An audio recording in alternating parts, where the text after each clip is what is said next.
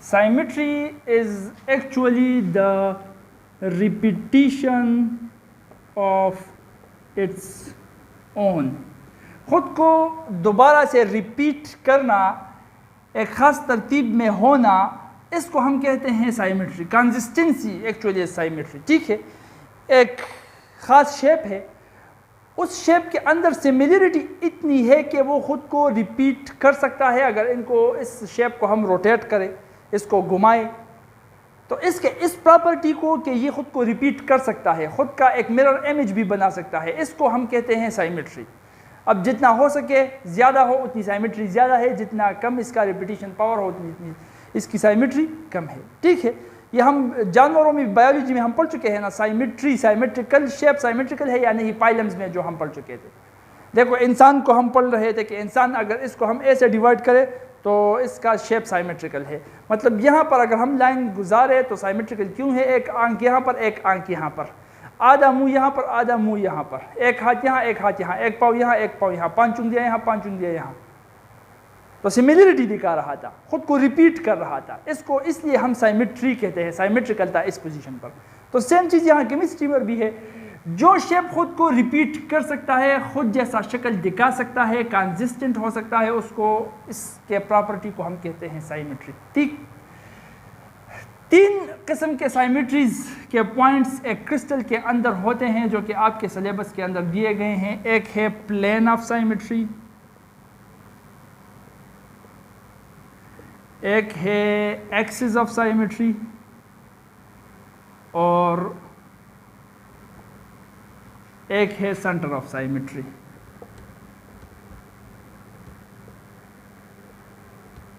तीन किस्म के साइमेट्री के पॉइंट्स दिए गए हैं आपके सिलेबस के अंदर, जो कि क्रिस्टल के अंदर हो सकते हैं. Centre of symmetry, axis of symmetry और प्लेन ऑफ साइमेट्री. ये वो पॉइंट्स हैं जिनके थ्रू साइमेट्री हो सकती है, रिपीटिशन हो सकता है. ठीक है, देखो अब यह क्या चीज़ें हैं: plane of symmetry, axis of symmetry and centre of symmetry. Plane of symmetry वो प्लेन है जो कि एक शेप के अंदर ऐसे पोजीशन में हो, ऐसे पोजीशन में, यहाँ पर मैं मान के चलो बना देता हूँ.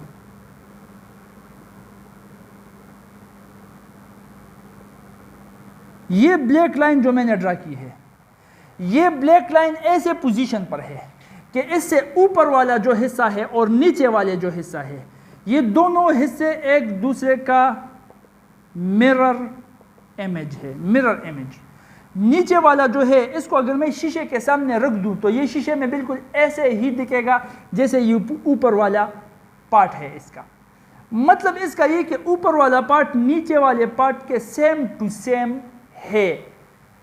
तो ये प्लेन जो कि एक शेप को इस तरह से डिवाइड कर देती है 2 हाफ में, जिसमें एक हाफ दूसरे हाफ का मिरर इमेज हो, जिसमें एक हाफ बिल्कुल ऐसे हो जैसे कि दूसरा हाफ है, ऐसे प्लेन को हम कहते हैं प्लेन ऑफ साइमेट्री. तो ये प्लेन ऑफ साइमेट्री है. देखो ना, इस क्यूब को मैंने डिवाइड किया, क्यूब को डिवाइड किया इस ब्लैक लाइन के थ्रू, तो इसके ऊपर वाला जो शेप आ रहा है बिल्कुल वैसे ही शेप नीचे भी है. यहाँ पर दिख रहा है ना, सेम टू सेम शेप्स है. मिरर इमेज भी इसको हम कह सकते हैं. तो जो प्लेन इसको इस तरह से डिवाइड कर रहा है कि ऊपर नीचे या दाएं बाएं हो या जैसे भी हो, एक शेप के 2 हाफ्स बना रहा है, और दोनों हाफ्स ही एक दूसरे का मिरर इमेज हो, एक दूसरे की तरह हो, ऐसे प्लेन को हम कहते हैं प्लेन ऑफ साइमेट्री. पल्ले बात पड़ रही है? ठीक है, प्लेन ऑफ साइमेट्री हो गई. Axis of symmetry. Axis of symmetry अब एक इमेजिनरी, अच्छा ये इमेजिनरी लाइंस है, ये इमेजिनरी प्लेन है, ये एक लाइन है, वो इमेजिनरी लाइन है. ये फिर से क्यूब ले रहा हूँ. ठीक है, अब ये वो लाइन है जो लाइन हम एक शेप से इस तरह से पास करें कि उस शेप, उस लाइन के इर्द गिर्द इस शेप को हम 360 डिग्री तक घुमाए. तो 360 डिग्री तक एक चक्कर पूरा करने में ये खुद को रिपीट करे ट्वाइस, 2 बार. एक शेप है, उसके अंदर एक इमेजिनरी लाइन, ऐसे पोजीशन पर इमेजिनरी लाइन मैंने खींची कि इस इमेजिनरी लाइन के इर्द गिर्द इस शेप को मैं घुमाऊं। कितना घुमाऊं? 360 डिग्री, पूरा एक चक्कर। 360 डिग्री मतलब पूरा एक चक्कर। ये मार्कर का मुंह इस तरफ है, मगरिब की तरफ, इसको मैं घुमाता हूं, इतना चक्कर दे देता हूं कि वापस यही मुंह मगरिब की तरफ आ जाए। ये पूरा एक चक्कर हो गया, इसको हम कहते हैं 360 डिग्री। ठीक है, तो इस शेप को मैं 360 डिग्री तक एक पूरा चक्कर तक घुमाऊं, तो वो लाइन जिसके गिर्द में शेप को पूरा चक्कर 360 डिग्री देकर घुमाता हूं और इस पूरे चक्कर में ये शेप खुद को 2 बार रिपीट करे, या 2 बार या इससे भी ज्यादा, ट्वाइस आर मोर, लेकिन 2 से कम नहीं। खुद को कम से कम 2 बार रिपीट कर सकता हो या 2 से ज्यादा बार रिपीट कर सकता हो। तो अगर उस लाइन के इर्द गिर्द 360 डिग्री घूमने तक ये खुद को 2 बार मिनिमम 2 बार रिपीट करे, तो उस लाइन को, उस इमेजिनरी लाइन को फिर हम एक्सिस ऑफ साइमेट्री कह सकते हैं। और अगर ज्यादा रिपीट करे तब तो है ही है, लेकिन अगर एक बार रिपीट करे, 2 बार रिपीट ना कर सके, तो फिर साइमेट्री हुई ही नहीं, फिर तो रिपीटिशन नहीं हुआ। वो तो एक बार खुद को इसलिए करेगा कि 360 डिग्री पर जैसे था वैसा ही हो जाएगा, तो वो तो रिपीट नहीं हुआ। लेकिन अगर 2 बार करे तो 360 डिग्री पर जो था एक वो हो गया और एक इसके अलावा और भी हो गया, तो इसका मतलब इसके अंदर साइमेट्री है, रिपीट हो गया है। तो ऐसे लाइन को हम एक्सिस ऑफ साइमेट्री कहेंगे। बात समझ में आ रही है? हाँ, क्या हुआ? देखो एक बार फिर से सुन लो। एक शेप के अंदर एक इमेजिनरी लाइन हम ड्रा कर देते हैं।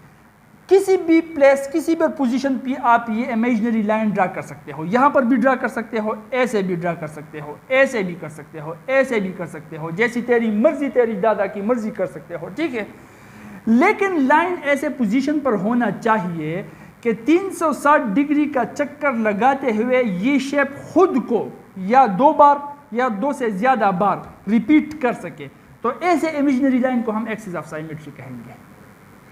अगर आपने लाइन ऐसे ड्रा किया है कि ये खुद को 2 बार भी रिपीट ना कर सके, तो उसको आप एक्सिस ऑफ साइमेट्री नहीं कह सकते। बात समझ में आ रही है? अब देखो इसमें भी अंदर बातें आ जाते हैं, इंपॉर्टेंट पॉइंट्स है ये, इनको नोट करते जाओ। ठीक है, अगर ये रिपीटिशन जो इस एक्सिस के गिर्द 360 डिग्री चक्कर लगाने के साथ रिपीटिशन होता है, वो रिपीटिशन 2 बार हो, तो ऐसे साइमेट्री को हम 2 फोल्ड साइमेट्री कहेंगे, जिसको हम डायड एक्सिस भी कहते हैं। ऐसे एक्सिस को हम डायड एक्सिस कहते हैं, अगर 2 बार खुद को रिपीट करे। ठीक है, अगर 3 बार रिपीट करे, 3 टाइम्स खुद को रिपीट करे, 360 डिग्री चक्कर लगाने तक ये 3 बार खुद को रिपीट करे, फिर इसको हम 3 फोल्ड साइमेट्री कहेंगे, 3 फोल्ड साइमेट्री। और या इसको हम ट्राई 3 को कहते हैं ना, तो ट्राइएड, डाई 2 को कहते हैं डाइएड, ट्राई 3 को कहते हैं ट्राइएड। एक्सिस को हम ट्राइएड एक्सिस भी कहते हैं। अगर 4 बार खुद को रिपीट करे तो टेट्राइड एक्सिस कहते हैं, 4 fold symmetry, and so on, इसी तरह से चलते जाओ। देखो यहाँ पर एक एग्जांपल एक्सप्लेन कर लेते हैं, एग्जांपल के साथ शायद अच्छी तरह से समझ में आ जाए।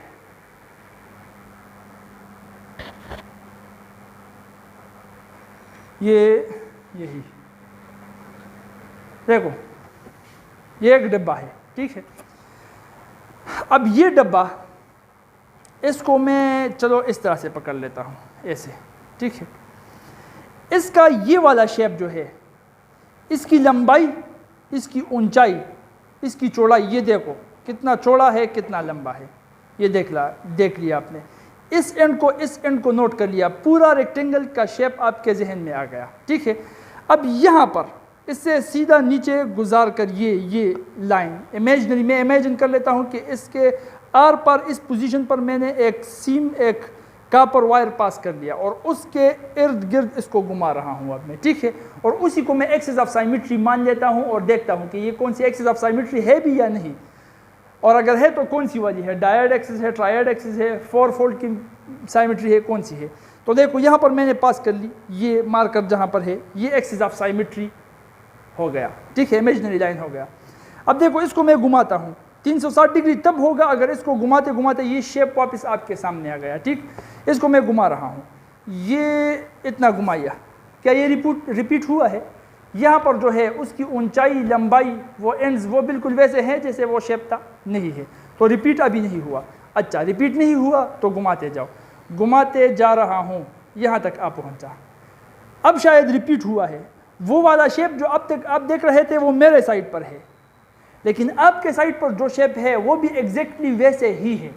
उसकी ऊंचाई, उसकी चौड़ाई, उसकी लंबाई, उसके एंड्स, उसका वो रेक्टेंगुलर शेप जिसका खाका आप अपने जहन में बना चुके थे, वही खाका फिर से आपको रिपीट हो रहा है या नहीं, इसी एक्सिस के घुमाते हुए। तो इसका मतलब एक बार तो रिपीट हो गया, एक बार रिपीट हो गया, ठीक है। अब आगे फिर से घुमा लेते हैं, अब नहीं, ये भी छोटा सा है, चौड़ाई भी इतनी नहीं है, लंबाई भी वैसे ही नहीं है, और रेक्टेंगुलर शेप तो है ही नहीं, ठीक है। तो एक बार रिपीट हो चुका है, दूसरी बार अभी तक नहीं हुआ, जाते जाओ, वही शक्ल आपके सामने वापस से आ गई, मतलब 360 डिग्री का चक्कर पूरा हो गया है, और वही शक्ल आपके सामने वापस आ गई, मतलब वही चौड़ाई, वही लंबाई, वही एंड्स, वही रेक्टेंगुलर शेप वापस से आ गया है। तो 2 बार तो रिपीट हो गया, 2 बार रिपीट हो गया। तो ये एक्सिस जिसके गिर्द में इसको घुमा रहा था 360 डिग्री तक घूमने के साथ, ये 2 बार खुद को रिपीट कर चुका है। तो इसको तो एजाज मिल गया। कौन सा एजाज? Axis of symmetry. ये एक्सिस ऑफ साइमेट्री हो गया, ओहदा मिल गया, ठीक है। लेकिन ये एक्सिस कौन सा एक्सिस है? 2 फोल्ड डायड एक्सिस है, या 3 फोल्ड ट्रायड एक्सिस है, या 4 फोल्ड है? कौन सी साइमेट्री है? तो वो भी हम देख चुके हैं कि ये खुद को सिर्फ 2 बार रिपीट कर चुका है, 2 बार रिपीट कर चुका है। तो इसी एक्सिस को यहाँ पर ये मार्कर का जो एक्सिस है, ये 2 फोल्ड साइमेट्री, मतलब डायड एक्सिस है, डायड एक्सिस, ठीक है। अच्छा, अब इस डिब्बे को मैं इस तरह से पकड़ लेता हूं, देखो गौर के साथ सुनते जाओ, ठीक है। इस शेप को नोट कर लो, लंबाई, चौड़ाई वगैरह। अब इसको मैं 360 डिग्री तक घुमाऊंगा ताकि ये शेप वापस आपके तरफ, आपके सामने आ जाए, 360 डिग्री पूरा हो जाएगा। उसके साथ साथ आपको ये गिनना है कि ये कितने बार खुद को रिपीट कर रहा है, रिपीट कर भी रहा है या नहीं।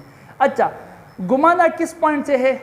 इस पॉइंट से, ये देखो, ठीक है। यहां से घुमाना है, इसको मैं इमेजिनरी लाइन कंसिडर कर देता हूं एज एक्सिस ऑफ साइमेट्री। अब इसको घुमा रहा हूं, देखो ये शायद रिपीट हो गया, वैसे ही शक्ल आपके सामने वापस आ रहा है। तो 1 बार तो हो गया, फिर से 2 बार हो गया, फिर से 3 बार हो गया, फिर से 4 बार हो गया। 360 डिग्री पूरे करने तक, वही शेप जो आपके सामने है उसी शेप को वापस आपके सामने लाने तक 4 बार ये खुद के शक्ल को रिपीट कर चुका है, 4 बार सेम ही रेक्टेंगल को रिपीट कर चुका है, 4 बार रिपीट कर चुका है। तो 2 के मिनिमम क्राइटेरिया को तो क्रॉस कर ही लिया इसने। तो मतलब एक्सिस ऑफ साइमेट्री तो है ही है, एक्सिस ऑफ साइमेट्री है, लेकिन खुद को 4 बार रिपीट कर दिया। इसको इसलिए हम कहेंगे 4 फोल्ड साइमेट्री। अब ये 4 फोल्ड साइमेट्री है। इस एक्सिस ऑफ साइमेट्री को हम टेट्राड एक्सिस कहेंगे, या टेट्राएड एक्सिस भी हम लोग कहते हैं। 4 फोल्ड साइमेट्री, क्योंकि 360 डिग्री तक घूमने तक ये खुद को 4 बार रिपीट कर चुका है। बात समझ में आ रही है या नहीं? प्रैक्टिकल भी कर लिया, अभी अगर समझ में ना आए तो फिर भी कह देना, मेरे पास एक और कैप्सूल भी है समझाने के लिए। तो ये हुआ axis of symmetry. Centre of symmetry, centre of symmetry वो पॉइंट है, यहाँ पर ड्रा कर लेता हूँ एक शक्ल को। क्यूब को इसलिए ड्रा कर रहा हूँ कि क्यूब आपके समझ में आसानी के साथ आ सकता है, ये आप और भी शेप्स के साथ कर सकते हैं, ठीक है। एक शेप के दरमियान वो जगह जो कि के तमाम पोजीशन से इक्वी डिस्टेंस हो, जिसका फासला हर एक तरफ से सेम आ रहा हो। यहाँ से भी जितना फासला है उतना ही फासला यहाँ से भी है, उतना ही फासला यहाँ से भी है, उतना ही फासला यहाँ से भी है। इस शेप के जिस भी कोने से, जिस भी फेस से, जिस भी एज से आप जाना चाहो, फासले तमाम के तमाम एक जैसे ही हो इस पॉइंट तक, वैसे पॉइंट को हम कहते हैं centre of symmetry. The point in the center of a shape which is equidistant from each and every position of the shape is known as center of symmetry. बात समझ में आ गई? अब देखो यही बात आपको याद रखनी है कि एक्सिस ऑफ साइमेट्री ऐसे भी हो सकती है, ऐसे भी हो सकती है, ऐसे भी हो सकती है। प्लेन ऑफ साइमेट्री ऐसा भी हो सकता है, ऐसा भी हो सकता है, ऐसा भी हो सकता है, जैसे आप चाहो हो सकता है। तो plane of symmetry, axis of symmetry 2, 3, 4, 5 कई हो सकते हैं एक शेप के अंदर, लेकिन जो सेंटर ऑफ साइमेट्री है वो सेंटर ऑफ साइमेट्री एक शेप के अंदर सिर्फ एक ही हो सकता है, वो किसी दूसरे जगह पर हो ही नहीं सकता। एक इम्पॉर्टेंट पॉइंट है नोट करने के लिए।